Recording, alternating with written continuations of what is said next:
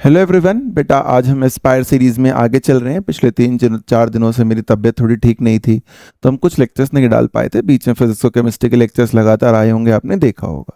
तो आज हम बात कर रहे हैं मॉर्फोलॉजी ऑफ फ्लावरिंग प्लांट्स की, जो कि अगली यूनिट है। पहली यूनिट पूरी हो चुकी है, उसके सारे PYQs एनसीईआरटी से एग्जाम्पलर सब क्वेश्चन हो चुके हैं, आप देख लीजिएगा उसे।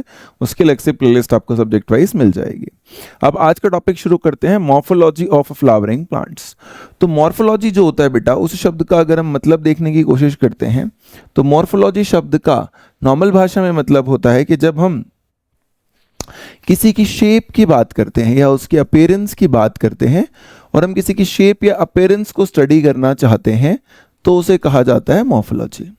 फ्लावरिंग प्लांट्स मतलब एंजियोस्पर्म्स वाली बात जो है बेटा यहाँ पर ज़्यादा रहेगी। आगे देखते हैं। ये आप जानते हैं लेक्चर नंबर 17 है ओवरऑल। लेक्चर नंबर 17 का मतलब इससे पहले के 4 चैप्टर हमने 16 लेक्चर्स में कवर करे होंगे। ये आपका बैच का नाम है, आप जानते हैं। ये 3 टीचर्स हैं जो आपको पढ़ाते हैं। अब देखो एंजियोस्पर्म्स में और क्या बात है। मॉर्फोलॉजी मतलब अपीयरेंस, हमने जैसा कहा। तो study of external structural features या शेप की बात, यानी रूट, स्टेम, लीफ, इसको पढ़ना। जाइलम, फ्लोएम या डिटेल में जाना है तो वो एनाटॉमी ऑफ फ्लावरिंग प्लांट्स वाले चैप्टर में हमें मिलेगा। तो एक्सटर्नल स्ट्रक्चरल फीचर्स यहाँ हमें पढ़ने हैं। 2 फीचर हमें जो कॉमनली समझ आते हैं वो ये होते हैं बेटा कि हम स्टेम से ऊपर यानी ग्राउंड से ऊपर जितना सिस्टम होता है उसको हम क्या बोलते हैं, शूट सिस्टम। जिसमें क्या आ गया देखो, जिसमें स्टेम आ गया, ग्राउंड यहाँ पर है, स्टेम आ गया, लीफ आ गया, फ्लावर्स आ गए, फ्रूट्स आ गए, ये सब यहाँ पर शूट सिस्टम है। और बाकी क्या है बेटा, रूट सिस्टम है जो कि अंडरग्राउंड पार्ट है। रूट सिस्टम कहाँ से डेवलप होता है, तो रेडिकल से डेवलप होता है। रेडिकल का मतलब होता है लिटिल रूट या लिटिल रूटलेट भी हम इसे कह सकते हैं। छोटी सी रूट लाइक जो स्ट्रक्चर होती है बेटा उसे हम बोलते हैं रेडिकल। तो ये हमें पता होना चाहिए।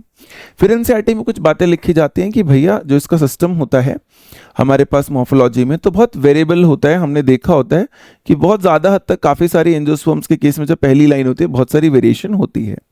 हमने बेटा बोलते हैं कि हमने जब चैप्टर, फिर एनसीईआरटी बताती है जो हमने चैप्टर 2 और 3 में अब तक पढ़ लिया है, हमने क्लासिफिकेशन ऑफ प्लांट्स पढ़े थे on the basis of morphology and other characters. हमने पढ़े ही थे, बिल्कुल पढ़े थे कि ब्रायोफाइट्स होते हैं, एल्गी होती है, किसमें गैमेटोफाइट डिपेंडेंट है, किसमें स्पोरोफाइट, किसमें ट्रू लीफ है, किसमें नहीं है।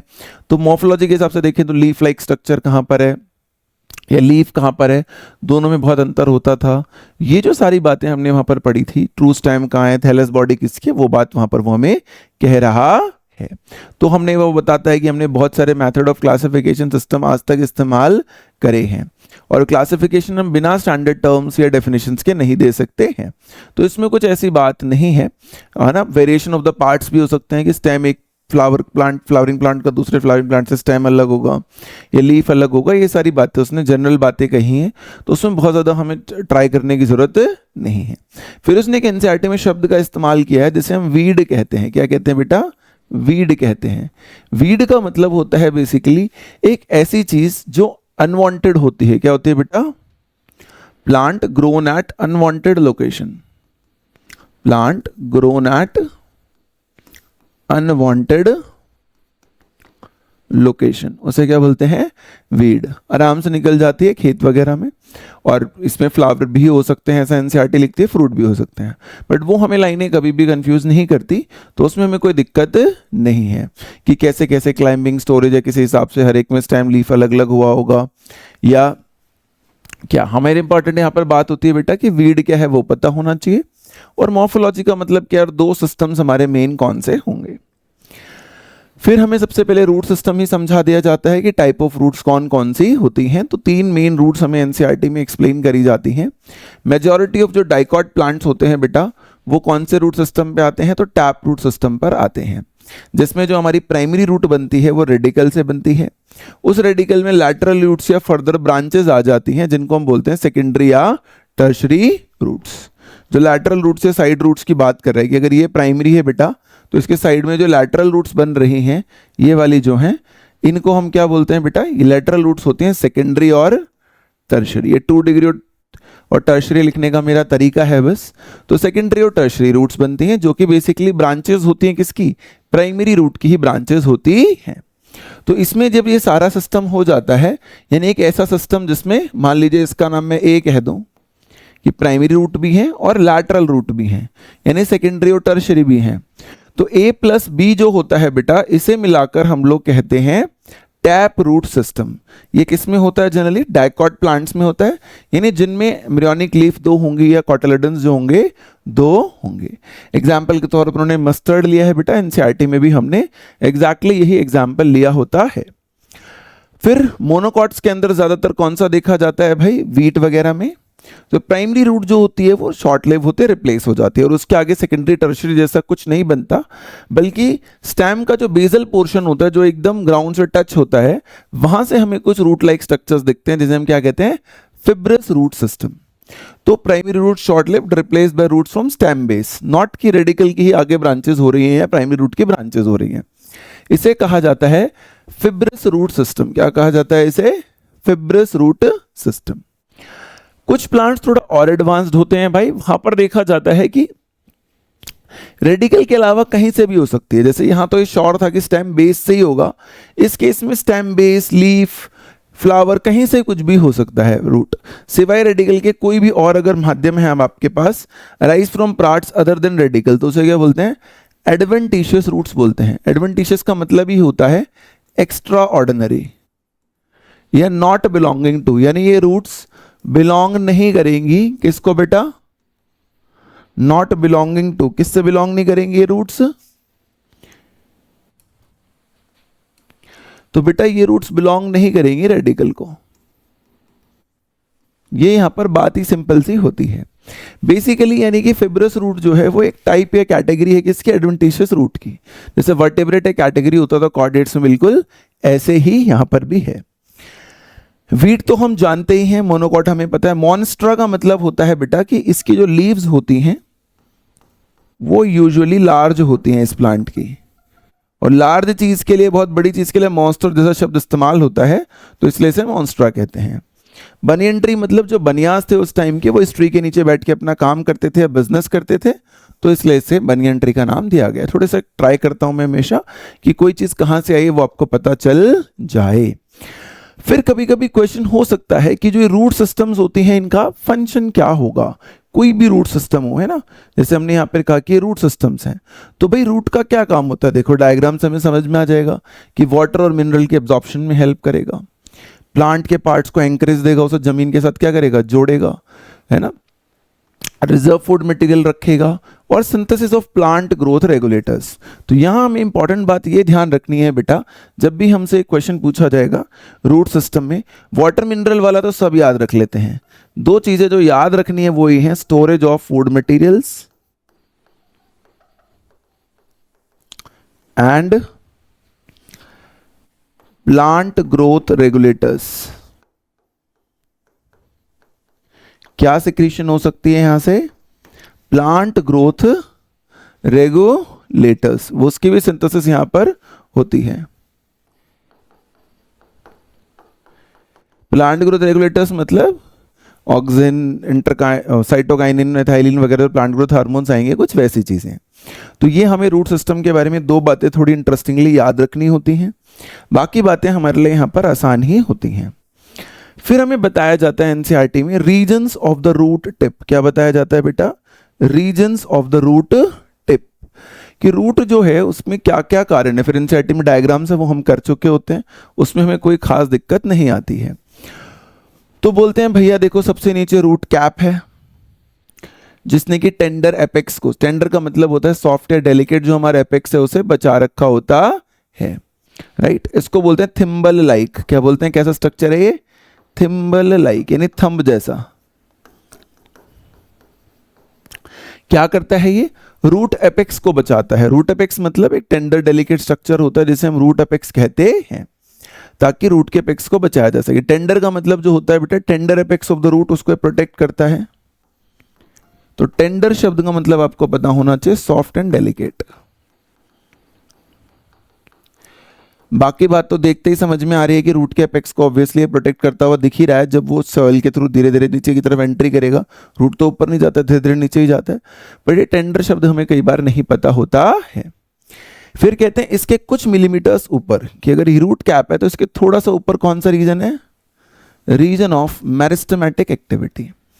मेरिस्टेमेटिक शब्द का मतलब होता है डिवाइडेबल, डिवाइडेबल यानी वो चीज जो बार बार क्या करेगी बेटा, डिवाइड करेगी, उसे हम क्या बोलते हैं बेटा, meristematic activity. Apical meristem, इंटरकलरी meristem, lateral meristem, हमने ये शब्द पहले भी पढ़े होते हैं। तो इस वाले रीजन में जब हम सेल्स देखते हैं तो कैसे होते हैं, तो देखो थिम्बल लाइक है, प्रोटेक्ट एंड रेपेक्स, ये बात ठीक है। इसमें स्मॉल सेल्स होते हैं, थिन वॉल्ड होते हैं, डेंस प्रोटोप्लाज्म, थिन वॉल्ड होने से क्या है, इजीली डिवीजन है, डेंस प्रोटोप्लाज्म से उसके पास न्यूट्रिशन बहुत है ताकि वो बार बार क्या कर सके बेटा, डिवाइड कर पाए रिपीटेडली। तो भैया रिपीटेडली डिवाइड कर पाएगा। उसके कुछ मिलीमीटर्स ऊपर या प्रॉक्सिमल, एक शब्द एनसीईआरटी में यूज किया जाता है बेटा, प्रॉक्सिमल, है ना।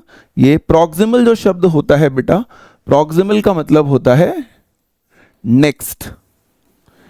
दो मतलब निकल सकते हैं इसके, नियरेस्ट या नेक्स्ट। तो बेसिकली वो आपको कह रहा है कि next to the meristem is elongation, next to the elongation is maturation. तो प्रॉक्सिमल शब्द हमें बेटा यहां पर अच्छे से पता होना चाहिए कि उसका क्या मतलब है। तो वहां पर क्या होगी बेटा, जोन ऑफ इलोंगेशन, जहां पर रैपिड इलोंगेशन होगी, responsible for growth in length, जिससे कि रूट की जो लेंथ है बेटा वो बढ़ेगी या उसकी इनलार्जमेंट होगी, रूट लेंथ यहां पर बढ़ेगी। फिर ये जो इलोंगेशन वाले सेल्स होते हैं, इसके प्रॉक्सिमल में मैचुरेशन होता है। ये सेल्स धीरे धीरे जब इलोंगेट करते हैं तो इसमें से कुछ सेल्स डिफरेंशिएट करके मैच्योर कर जाते हैं। सेल्स डिफरेंशिएट कहां से बेटा, सम सेल्स ऑफ इलोंगेशन, वही सेल्स जो होते हैं बेटा वो डिफरेंशिएट कर जाते हैं। डिफरेंशिएट करने का मतलब होता है कि वो अब आगे डिवाइड नहीं करेंगे।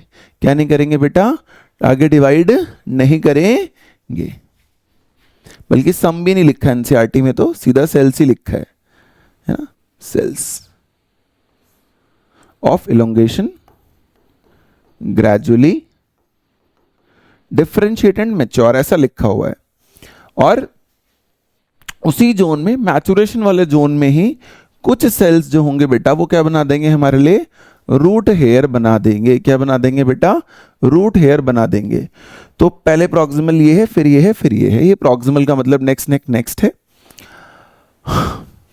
और यहां से कुछ एपिडर्मल सेल्स होंगे बेटा जोन ऑफ मैचुरेशन से, वो क्या बना देंगे, रूट हेयर्स। कहां के एपिडर्मल सेल्स बेटा, मैचुरेशन वाले जोन पे जो कुछ एपिडर्मल सेल्स होंगे वो क्या बना देंगे बेटा, रूट हेयर्स बना दे।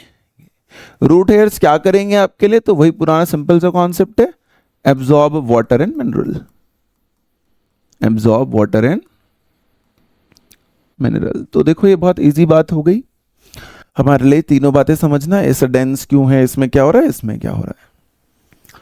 तो रूट की बात हमने कर ली, जोन्स की बात हमने कर ली, और हमने साथ में ये वाली बात भी कर ली कि टैप रूट, फिब्रस रूट क्या होता है। अब स्टेम की बात करते हैं। तो स्टेम बेटा डेवलप होता है from the plumule of the embryo. Plumule मतलब शूट सिस्टम बनाएगा, रेडिकल मतलब शूट रूट सिस्टम बनाएगा, ऐसा आप कुछ समझ के यहाँ पे चलिए। स्टेम के पास क्या क्या होता है भाई, देखो तो नोड्स जो होते हैं, नोड्स का मतलब होता है नॉब या बेसिकली स्वेलिंग जैसा पोर्शन कोई। ऐसे हमारे पास बर्ड्स भी होती हैं, बर्ड का मतलब भी नॉब होता है बेटा या स्वेलिंग होता है ना, नॉब या स्वेलिंग। एक्सिलरी का मतलब होता है अंडर आर्म, या जैसे हमारी बॉडी में अंडर आर्म, आर्म पिट होती है बिल्कुल ऐसे नीचे की तरफ, देखो एकदम अंडर आर्म, इसके नीचे दिख रहा होगा आपको, ये स्ट्रक्चर आ रहा है इसके यहाँ बॉटम में, ये नजर आ रहा है, इसे हम एक्सिलरी बर्ड कहते हैं। टर्मिनल का मतलब होता है एट द एंड, तो देखो ये एंड पे ही दिख रहा होगा बिल्कुल लास्ट में। तो इन शब्दों का मतलब हमें पता होना चाहिए। इस पे लीव्स होती हैं भाई, जिस रीजन से लीफ आती है उसे हम नोड कहते हैं। देखो यहां से ओरिजिनेट कर रही है जैसे, फिर यहां से कर रही है तो ये भी नोड है, ये भी नोड है। इनके बीच का रीजन, दो नोड्स के, दो जहां से लीफ ओरिजिनेट कर रही है उसके बीच के रीजन को क्या कहते हैं, इंटर नोड। क्या कहते हैं बेटा, इंटर नोड। ये ग्रो करते रहते हैं जब तक वेजिटेटिव फेज में होते हैं। जब हम फ्लावर बनाएंगे, जो अगली क्लास में पढ़ेंगे, तो हमें पता चलेगा कि वहां पर ये कंडेंस हो जाते हैं, थोड़े से पास में आ जाते हैं।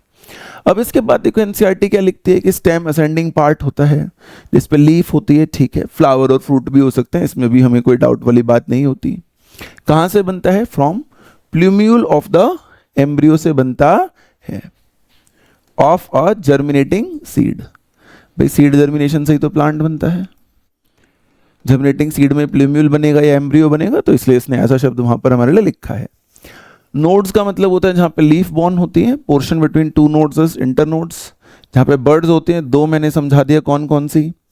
फंक्शंस क्या है ये उसने बताया है कि स्टेम का फंक्शन है spread out branches, conduction of water mineral and photosynthates. Photosynthates मतलब substance formed during photosynthesis, formed during photosynthesis. Storage, support, protection, vegetative propagation. कभी कभी कुछ कुछ प्लांट्स में हमें पता है कि स्टेम जो है वेजिटेटिव प्रोपेगेशन जैसी चीज में भी हमारी मदद कर देता है ना। तो ग्रीन होता है बेटा स्टेम जनरली जब यंग होता है तो ग्रीन होता है, जैसे जैसे ओल्ड होता जाता है तो वुडी और डार्क ब्राउन भी ये हो जाता है ना। जब भी स्टेम कैसा होता है बेटा, यंग होता है, तो यंग स्टेम थोड़ा सा ग्रीन होता है, और जब ओल्ड हो जाता है तो ये थोड़ा सा डार्क ब्राउन या वुडी हो जाता है। ऐसा भी एनसीईआरटी में लिखा गया है। तो स्टेम में हमें कोई दिक्कत नहीं है। असेंडिंग पार्ट है जिस पे लीफ, फ्लावर, फ्लूट है, और दो बर्ड्स हैं, एक्सिलरी और टर्मिनल बर्ड्स हैं, जो हमारे लिए मेन बात यहाँ पर थी। बाकी स्टोरेज ऑफ फूड होता है जो रूट में भी था। वेजिटेटिव प्रोपेगेशन, वेजिटेटिव प्रोपेगेशन एक एसेक्सुअल मोड ऑफ रिप्रोडक्शन ही होता है जिसमें आप रिप्रोडक्टिव ऑर्गन का इस्तेमाल ना करके किसी और पार्ट ऑफ प्लांट या एडिबल पार्ट ऑफ प्लांट का इस्तेमाल करते हैं। अब स्टेम के आगे देखिए बेटा फिर क्या है। स्टेम के आगे है लीफ। लीफ हमें पता है बेटा फोटोसिंथेसिस करते हैं हम लीफ से। यहां पर सबसे इंपॉर्टेंट हमारे लिए बेटा होता है ये वाला पार्ट जिसे हम लेमाइना कहते हैं, या जिसे हम लीफ ब्लेड कह देते हैं, जो क्या काम करता है हमारे लिए, फोटोसिंथेसिस का काम करता है। दिख भी रहा होगा बेटा कि अगर ये स्टेम है तो देखो यहां पर एक्सिलरी बर्ड है जो हमने पहले भी कहा था, अंडरपिट अंदर दिख रही है। पेटियोल है, पेटियोल मतलब ऐसे समझ लो कि stalk connecting stem to lamina. Lamina का दूसरा नाम क्या, लीफ ब्लेड। उस स्टॉक को हम क्या कहते हैं बेटा, पेटियोल कहते हैं। और कभी कभी इस पेटियोल के बेस पर कुछ स्ट्रक्चर्स हमें दिखते हैं, उसकी बात हम करेंगे, स्टिप्यूल्स उन्हें कहते हैं अगर आएगी तो लीफ बेस हमें दिख गया भाई, हमें लेमिना ब्लेड दिख गया, एक्सिलरी बर्ड दिख गया, स्टेम दिख गया, तो ठीक है। अभी देखो लीफ में और क्या बताया उसने, मिड रिब। मिड रिब को ऐसे समझ लो कि ये बहुत बड़ी लार्ज रिवर है, लार्ज रिवर है, कंडक्शन का ही काम है अलग ही इसका भी। वेन्स को आप ऐसे समझ लो कि ये ब्रांचेस हैं ऑफ लार्ज रिवर, है ना, कि भैया बहुत बड़ी नदी है, मान लीजिए सरस्वती है, गंगा है, उसकी कुछ छोटी ब्रांचेस हैं जो शहरों तक जाती हैं, और फिर कुछ उसकी फर्दर छोटी नदियां बन जाती हैं, छोटे छोटे पॉन्ड्स जो कि इंडिविजुअल लैंड तक पहुंच जाती हैं, इंडिविजुअल पार्ट तक, उन्हें क्या बोलते हैं, वेन्यूल्स बोलते हैं। और छोटी ब्रांचेस जो कि एग्जैक्ट लैंड तक पहुंच जाएंगे उन्हें वेन्यूल्स कहा जाएगा। इनका काम भी वाटर ट्रांसपोर्ट वगैरह में ज्यादा होता है, इसलिए वाला एग्जाम्पल हमने यहाँ पर लिया है। तो लैटरल फ्लैट स्ट्रक्चर्स होते हैं बेटा, नोड पे होते हैं, इनके पास एक्सिलरी बर्ड या अंडर आर्मपिट बर्ड होता है, जैसे मैंने आपको पहले भी बताया था, बिल्कुल वैसी बात यहाँ पर करी गई है। कहाँ बॉर्न होते हैं तो देखो दिख ही रहा है कि बॉर्न ऑन स्टेम। कहाँ पे बॉर्न होते हैं बेटा, ये लीफ कहाँ से अराइज करती है, स्टेम से अराइज करती है, राइट। बर्ड होती है उसके एक्सिल पे, बर्ड का मतलब मैंने बताया था स्वेलिंग या नोब कहलाती है। एक्सिलरी ब्लेड बाद में जो है डेवलप कर जाएगी इनटू ए ब्रांच, जो उसकी फर्दर स्टेम की ब्रांचेस होती हैं बहुत सारी। Leaf originate from shoot apical meristem. Simple सी बात है कि मेरिस्टम के कौन से जोन से, तो रूट तो है नहीं बेटा, ये तो शूट सिस्टम है, तो शूट अपाइकल मेरिस्टम से आएगी। मेरिस्टम मतलब एबिलिटी टू डिवाइड। और लीफ अरेंज कैसे होती हैं, तो एनसीईआरटी में एक लाइन लिखी जाती है कि लीफ आर अरेंज्ड इन, कि भैया क्या लिखा जाता है, leaf arranged in acropetal. Acro का मतलब होता है टॉप या टिप, पिटल का मतलब होता है बेटा टू सीक। यानी कि जो लीफ के अरेंजमेंट होती है वो कुछ इस तरीके से होती है कि अगर पहली लीफ यहां आई है तो अगली इससे ऊपर आएगी, फिर इससे ऊपर, फिर इससे ऊपर। नया जो होगा वो टॉप को सीक करती है हमेशा, उसे हम एक्रोपिटल कहते हैं। इन्फ्लोरेसेंस में हम पढ़ेंगे कि बेसिपिटल और एक्रोपिटल दो अलग अलग चीजों तरीके की बातें होती हैं। लीफ क्या एक और एनसीईआरटी लिखती है इसके साथ कि लीफ बहुत इंपॉर्टेंट होती है फॉर वेजिटेटिव प्रोपेगेशन। किसके लिए इंपॉर्टेंट होती है बेटा? लीफ बहुत ही ज्यादा इंपॉर्टेंट होती है for vegetative reproduction. Most important organ for vegetative propagation, यानी किसी एडिबल पार्ट का सहारा लेके चीजों को ग्रो कराया जाए उसमें। अच्छा सॉरी, वेजिटेटिव प्रोपेगेशन तो हम पढ़ चुके हैं ना यार, फॉर फोटोसिंथेसिस, और वो तो हमें लिखने की भी जरूरत नहीं, हम जानते हैं कि यहां पर बात हो। अच्छा ये लिखा तो है यार, originate from shoot apical meristem in acropetal order. Acropetal का मतलब मैंने आपको बता ही दिया है बेटा कि एक्रोपिटल का मतलब होता है टू सीक द टॉप। क्या मतलब होता है बेटा एक्रोपिटल का? एक्रो का मतलब टॉप, पिटल का मतलब सीक, यानी जो भी नया आएगा बेटा वो पहले वाले से ऊपर की तरफ आने की कोशिश करेगा। इसके तीन मेन पार्ट्स होते हैं बेटा। लीफ बेस जो कि अटैचमेंट में हेल्प करता है, पेटियोल देखो जिसने होल्ड कर रखा है लीफ ब्लेड को ताकि वो हवा में उड़ पाए, इसने ही तो इसको होल्ड कर रखा है हवा में उड़ने के लिए, और तीसरा लेमाइना जो एक्चुअली में ग्रीन पार्ट है जहां पर क्या होने वाली है बेटा? फोटोसिंथेसिस होने वाली है। अब लीफ बेस को लेके कुछ एनसीईआरटी में बातें होती हैं जिसको इसने बहुत शॉर्ट में यहाँ पर समझाया है। थोड़ा सा हम उसकी एक्सप्लेनेशन में अगर बात कर लेंगे तो हमारे लिए फायदा रहेगा। तो देखो लीफ जिस तरीके से स्टेम से अटैच है, नीचे वाला हिस्सा जो होता है उसे हम लीफ बेस कहते हैं। ये बात हमें समझ में आ जाती है। इसमें बेटा लीफ बेस पे कभी कभी क्या हो सकते हैं? कुछ लीफ लाइक स्ट्रक्चर्स हो सकते हैं। क्या हो सकते हैं? लीफ बेस पे कुछ लीफ लाइक स्ट्रक्चर्स हो सकते हैं जिनको हम क्या कहते हैं बेटा? जिनको हम स्टिप्यूल्स कहते हैं। क्या कहते हैं बेटा? स्टिप्यूल्स कहते हैं कि यहां पर बेटे कुछ ऐसे स्ट्रक्चर्स हो सकते हैं जो कभी कभी आपने कुछ पत्तों में नीचे की तरफ देखा भी होगा जहां स्टैम से जुड़े होते हैं, तो ग्रीन ग्रीन कलर के कुछ न्यूक्लियस से स्ट्रक्चर्स निकल जाते हैं जिसको हम क्या बोल देते हैं? स्टिप्यूल्स। क्या बोल देते हैं? स्टिप्यूल्स। क्या बोलते हैं बेटा इसको? हम स्टिप्यूल्स बोलते हैं। स्टिप्यूल्स का मतलब क्या हो गया बेटा? Lateral leaf like structures at the leaf base. Lateral leaf like structures, lateral leaf like structures at leaf base, उसे हम क्या बोल देते हैं बेटे?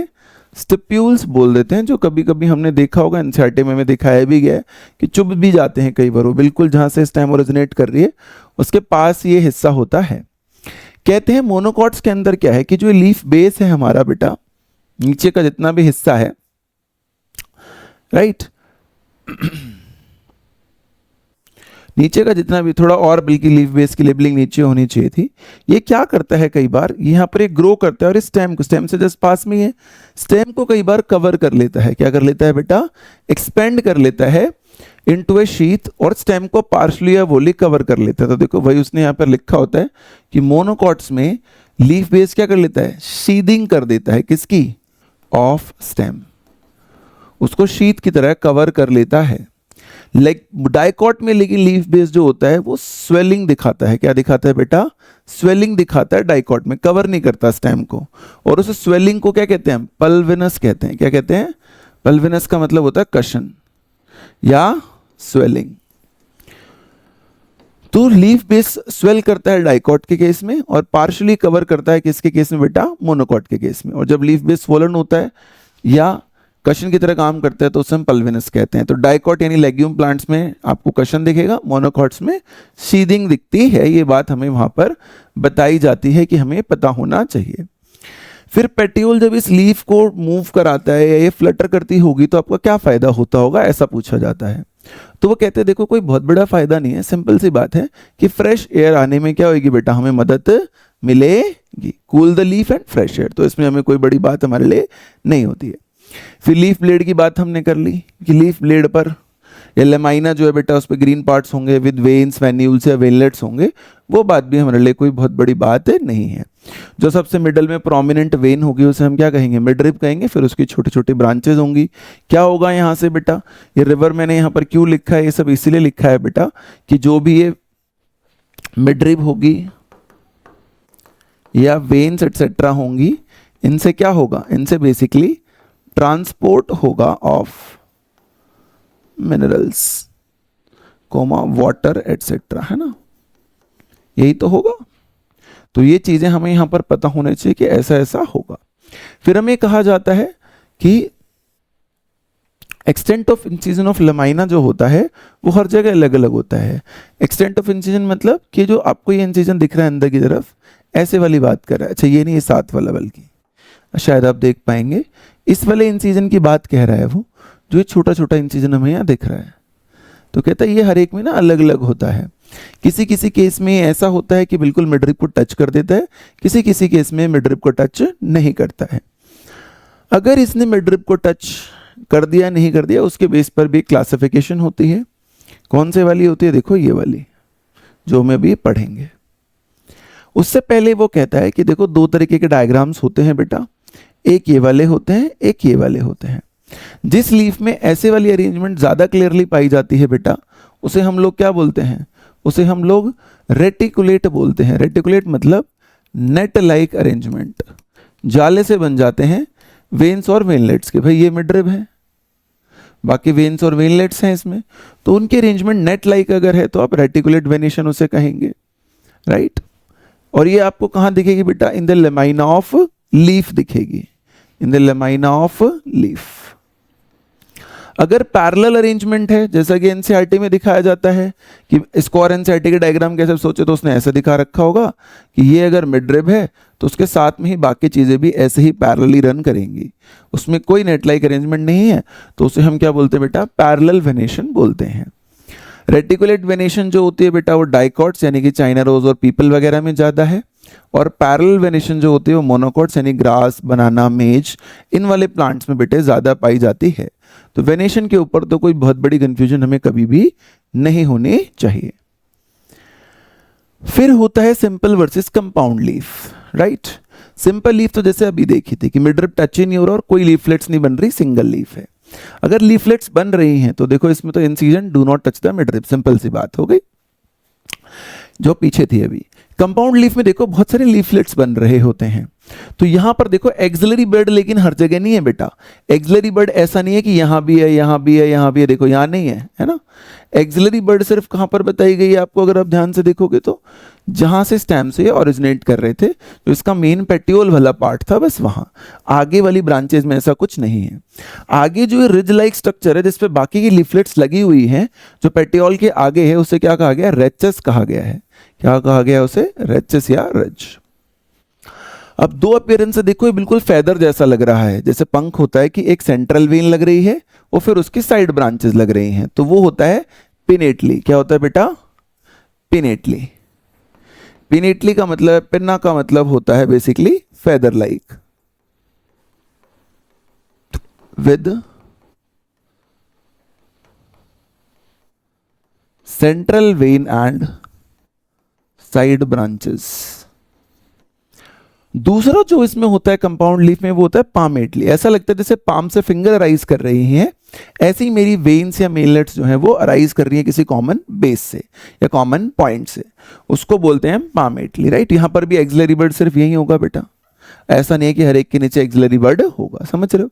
यानी मेजर वेन्स ऐसे अराइज कर रही है किसी कॉमन बेस से, जैसे कि पाम्स में से क्या अराइज करती हैं, फिंगर्स, राइट। तो यहाँ कॉमन एक्सेस होता है बेटा, यहाँ कॉमन पॉइंट होता है, देखो सभी कॉमन पॉइंट पर मिल रहे होंगे। तो पाम वाली बात तो हमें पता ही होती है। तो यहाँ कॉमन पॉइंट है और यहाँ पर कॉमन एक एक्सेस है जो रेचेस ने बनाया हुआ है हमारे लिए।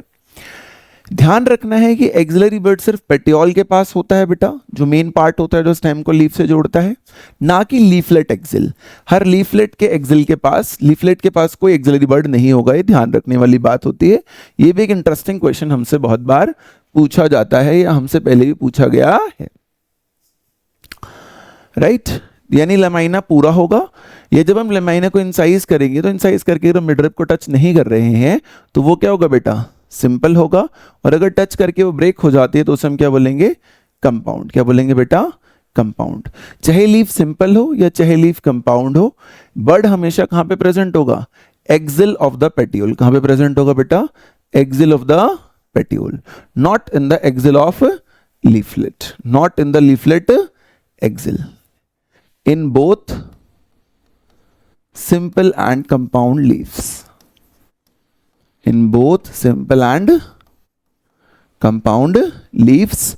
हमें ये बात बहुत ही क्लियरली पता होनी चाहिए कि भैया हमारी चीज कैसे होने वाली है, राइट। तो ये हमें यहाँ पर बेटा एग्जाम्पल्स पता होने चाहिए, हमसे पूछे जा सकते हैं।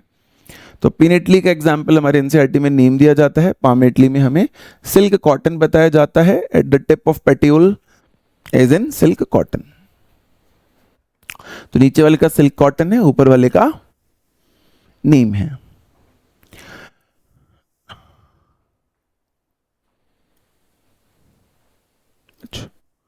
तो ये बात हो गई बेटा, जस्ट ए सेकंड में। अच्छा, ये शायद स्लाइड्स कुछ आगे पीछे हो गई होंगी।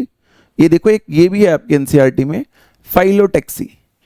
फाइलो का मतलब होता है बेटा लीफ, टैक्सी का मतलब है अरेंजमेंट। लीफ की अरेंजमेंट कैसी है, तो देखो एक तो ये वाली अरेंजमेंट होती है बेटा अल्टरनेट, कि एक बार इस वाली नोड से यहां पर एक लीफ आ गई, फिर इस नोड से आ गई, फिर इससे आ गई, फिर इससे आ गई। दूसरी में क्या होता है, नोड आमने सामने, इधर भी इधर भी इधर भी इधर भी, इसे अपोजिट कहते हैं। तीसरी में एक कॉमन पॉइंट पे बहुत सारी लीव्स होती हैं, उसे वोल्ड कहते हैं। तो तीन टाइप की यहां पे होती हैं, अल्टरनेट, अपोजिट और वोल्ड। तीन टाइप की फाइलोटेक्सीज आपको जो है पाई जाती हैं। तीनों के एग्जाम्पल्स भी आपको पता होने चाहिए बहुत ही अच्छे से। अल्टरनेट में चाइना रोज होगा, मस्टर्ड और सनफ्लावर।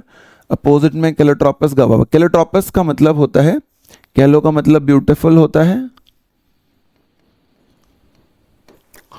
और ट्रोपोज का मतलब होता है बॉट, यानी जो उसका फ्लावर है वो बॉट शेप है और काफी ब्यूटीफुल है, इसलिए उसका नाम कैलोट्रोपस रखा गया है। एल्स्टोनिया जो है वो चार्ल्स एल्स्टॉन करके एक प्रोफेसर हैं बेटा, उनके नाम पर रखा गया है। तो ये छोटी छोटी बातें हमें यहाँ फाइलोटेक्सी वाली भी पता होनी चाहिए। तो ये हमारे पास जो पहला टॉपिक था बेटा वो पता होना चाहिए। स्टैम या ब्रांच पे लीफ की अरेंजमेंट क्या होती है ये आपसे पूछा जा सकता है, किस किस केस में कैसा कैसा होता है ये भी पूछा जा सकता है। अब अगर हम और देखते हैं, अच्छा एक क्वेश्चन ये आ गया, पिनेटली पामेटली से कैसे अलग है। तो पिनेटली में भाई लीफलेट्स कॉमन एक्सेस है, इसमें कॉमन पॉइंट है। सेंट्रल एक्सेस या रेचेस देखो वहां पर नहीं है, रेचेस कहां पर प्रेजेंट है, सिर्फ पिनेटली में। देखो अभी तो डायग्राम देखा था हमने कि रेचेस यहां तो था पूरा ब्रिज लाइक, यहां पर नहीं था क्योंकि कॉमन एक्सेस ही नहीं थी तो उसकी जरूरत नहीं थी। फेदर स्ट्रक्चर देखो मैंने पिना है फेदर लाइक बताया था। Finger editing from open palm बिल्कुल वैसा ही है। नीम और रोज टैमरिंड या सिल्क कॉटन में ऐसा होता है। दूसरा क्वेश्चन अभी हमने करा है। एनसीईआरटी एग्जाम्पलर देखते हैं, कहता है वर्टिकल सेक्शन देखो करेक्ट बताओ। तो सिंपल सी बात है, सबसे पहले रूट कैप आएगा, है ना, तो सी। तो यही क्वेश्चन खत्म हो गया। रूट कैप के बाद बी मैरिस्टम, मैरिस्टम के बाद इलोंगेशन, फिर मैचुरेशन, रूट हेयर जोन वाला पार्ट आ जाएगा, राइट। उसके बाद अदर देन रेडिकल अगर हम देखते हैं, root develop from parts of plant other than radical, तो उसे फिब्रस रूट कहा जाता है बेटा, अभी हमने पढ़ा था। स्टैम बेस से आएगा तो भी फिब्रस, और अगर कहीं और से आएगा तो, अच्छा क्वेश्चन दोबारा देखो, रुको रुको रुको, एडवेंटिशियस है ना, क्योंकि उसने ऐसा मेंशन नहीं किया ना स्टैम बेस तो एडवेंटिशियस। अगर स्टैम बेस होता तो यहां पर फिब्रस होता। Venation is arrangement of veins and veinlets है ना, लेमाइना या लीफ ब्लेड। इस बार भी रीनीट में क्वेश्चन आया हुआ है। पीवाईक्यू देखो, फाइलोटेक्सी देखो ये आ गया फिर से, लीफ अभी पढ़ा था। Root that originate from base of the stem, अब देखो स्पेसिफिकली मेंशन कर दिया है fibrous root, other than radicle आता तो एडवेंटिशियस होता। Root as develop from the region of, अभी पढ़ा था मैचुरेशन। तो देखो ये 3 क्वेश्चंस भी हो गए बेटा, और इसी के साथ हमारी ये वाला बेटा पार्ट जो है खत्म हो गया है। Thank you so much for watching the video. फिर मिलते हैं बेटा अगले लेक्चर, अगले उसमें इन्फ्लोरेसेंस पढ़ेंगे, थोड़ा बहुत फ्लावर के बारे में भी जानकारी हासिल करेंगे। Take care of yourself.